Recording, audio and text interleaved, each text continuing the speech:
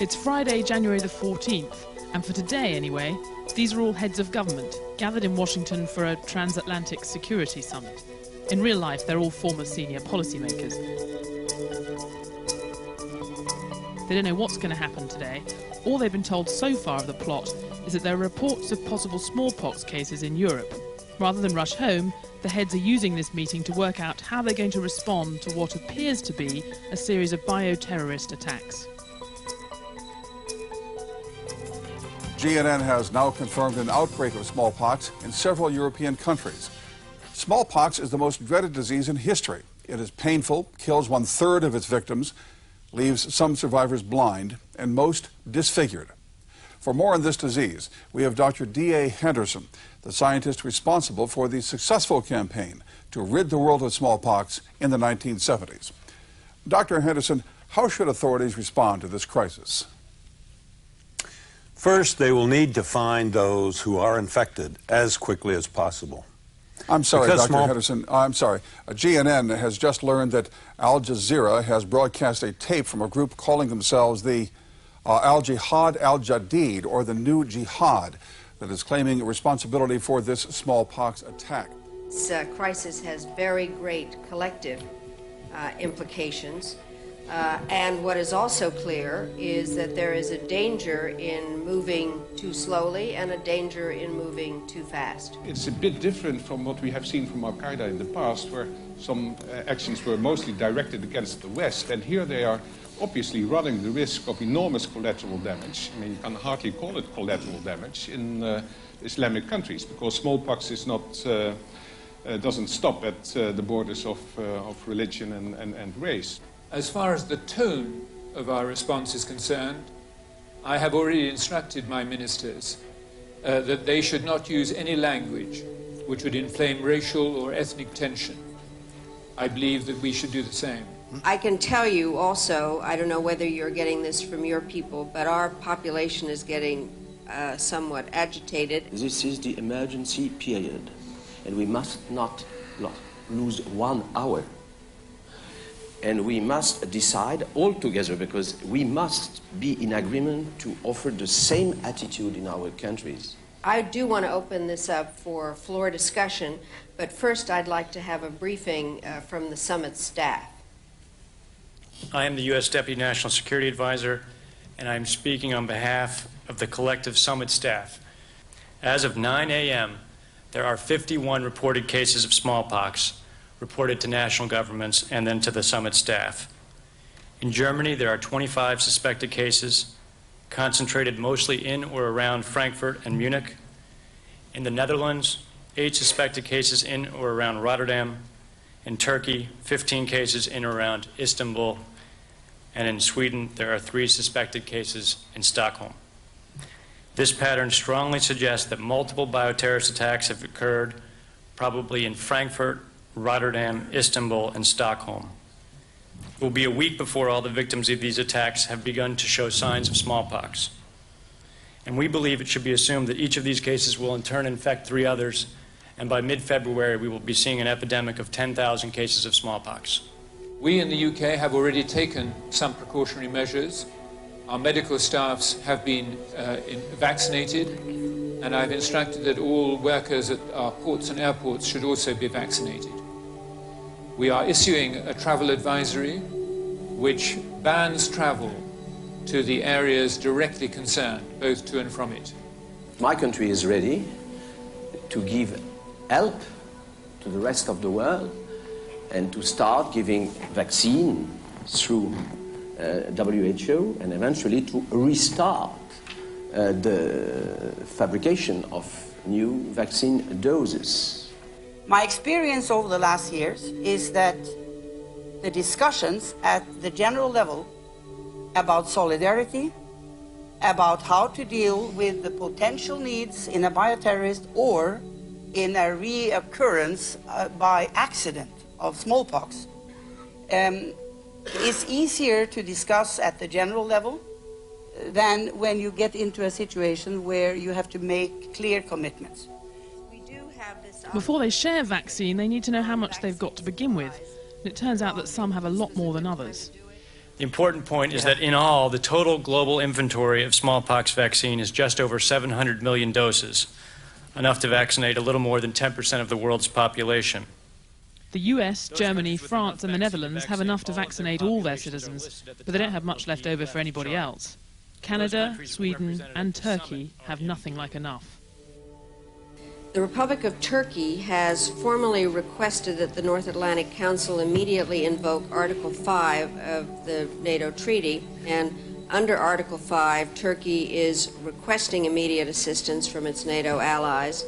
Turkey has minimal stocks of vaccine, and this request would cover its entire population of 70 million. Turkey needs our solidarity, no question about that. What does that mean for Article 5?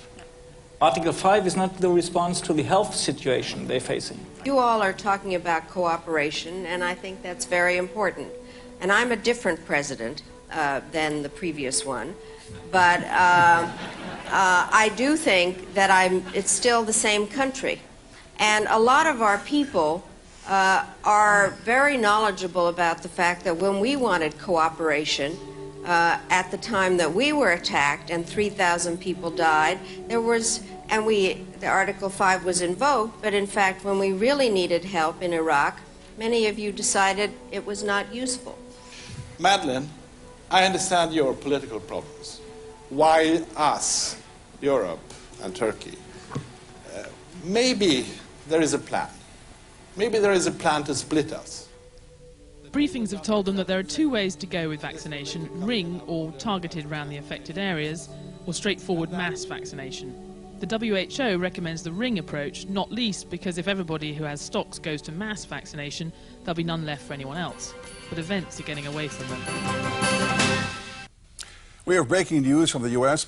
Health officials are investigating reports of dozens of suspected smallpox cases in and around Los Angeles and New York City. We have with us now Senator Harrison Pratt. Senator, what is your reaction to reports of suspected smallpox cases in America? In a few hours, Congress will convene to vote on a joint resolution that forbids one dose of that vaccine from leaving this country until all Americans have been vaccinated. All agreements to share vaccine must be put on a hold. We must defend America first. The amount of people who are infected is growing at such a large state that we don't believe that they can contain it anymore. So the Cabinet has proposed for me to agree with mass vaccination, and I did so. We have gone beyond ring vaccination right now in the areas affected. The alternative is not ring vaccination at one or two places, and the alternative being full vaccination of the entire country. We have full regions where we now have to go into this dimension. So I would hope, I can understand the political pressures and the realities in Netherlands and the United States, but I think we have to be aware of the fact that we must not create mass panic. A call for mass vaccinations will definitely lead to this. 3 hours into the exercise, confirmed cases are up to 956, with 100,000 predicted in the next 2 weeks. Across Europe and North America, ports and border crossings are grinding to a halt, and panic is setting in on the ground. Meanwhile, German news media is reporting major vehicle traffic leaving Frankfurt and Munich, as well as huge lines of cars attempting to enter Germany from Poland. Many Poles are apparently hoping to get smallpox vaccine at German clinics. If you really accept that you will close borders, dramatically, then you will have consequences which go far beyond anything we can imagine, because you will have a collapse in the economy, you will have a turn down in the global economy. Our transatlantic relations will be, just look, the dollar, a euro, just take one, the currency. Look at this, what is going to happen? Madeleine, I agree, and before our short break, I made a proposal to reintroduce the compulsory smallpox vaccination for those who cross borders. Because it is not the idea to secure borders in the sense of making them tight. The idea must be to make crossing borders safe. Otherwise, we are going to destroy our economies within a few weeks. I have to tell you, you may be putting your union together. I am having problems between my states. because what is happening is that the governors of, and I'm admitting this to you, which I wouldn't normally do, that Nevada, Indiana, and Pennsylvania are reporting strong public and political pressure to control their borders, and they don't want anybody coming in from California. So your union is getting together and mine is falling apart. So I think that... At this point, the leaders are getting anxious about getting home, even though a lot of the big issues are still on the table. Turkey's still waiting for an answer, you notice. They focus on two last things. What institution will they use to manage the crisis going forward? And, crucially, what are they going to say to the press? I think you were right, Madeleine, when you brought out the idea of an operations center. And I agree also that the European Union, NATO, is probably the best powerhouse for that, and Brussels might be the best location. My recommendation for the moment, time being, and we'll get new decisions certainly all together, is to go as far as possible with WHO, to share the vaccine, to distribute the doses, of course in consideration with the affected countries and not, and first the affected country. I think it's a very good idea that we have, as a result of being together, provided some suggestions. Yeah. But if all we talk about are institutions when people are dying, they're going to think we're crazy. They spend about 20 minutes discussing a rather anodyne press statement, then they go to meet the press. It's 2:45. 3,300 people around the world now have confirmed smallpox. Given existing infection rates and the distribution of vaccine stocks, it will be 660,000 by mid-February, whether the leaders carry on working together or not. I came into this thinking it was going to be a not very subtle demonstration of the importance of multilateralism, having rules and institutions and arrangements in place for sharing things like smallpox vaccine. In a sense it was, but it was also a demonstration of the opposite. After 5 hours of talking about caring and sharing, faced with this particular imminent threat to their citizens, at bottom it was every country for themselves. Definitely the lesson to me was that you have to be prepared.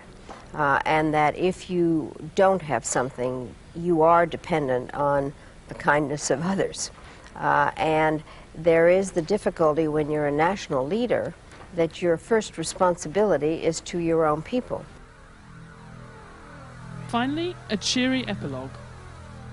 People all over the world are struggling to cope with the cascading horror caused by the bioterrorist attacks unleashed on Europe and North America last month. The WHO will not speculate on how many will eventually contract the disease or die of it. But many experts expect smallpox cases will be counted in the millions as the epidemic infiltrates other parts of the globe. You might call it scaremongering. They'd call it consciousness raising. The last one of these, back in 2001, persuaded George Bush to invest in smallpox vaccine for the whole population. Coming out of this exercise, other countries may be thinking the same thing. But with nearly 500,000 infected, even in countries like the UK and the US that had big vaccine stockpiles, they might also wonder whether vaccinations after the event are enough.